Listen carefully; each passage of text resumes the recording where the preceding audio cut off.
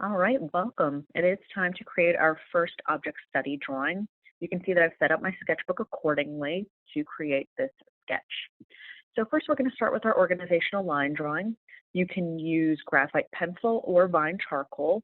The objective is to create a very light, very fast, very loose sketch before we start to block in those values. So you can see I'm establishing the ground line. Next, I'm going to distill our object into its most basic form. The apple is a fairly basic shape, so we don't have to do much thinking here. It's pretty much a circular object.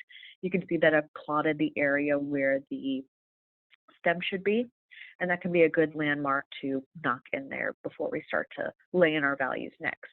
Remember to draw nice and light and loose during this particular step because we definitely don't want these little extra marks coming out later when we're trying to shade over them. You can see that I've switched to my charcoal pencil as well because, of course, we are going to be working in charcoal for this drawing, so it's important that as we refine that organizational line drawing that we get in there and use the proper materials. So make sure that you, like I said, are checking as you go.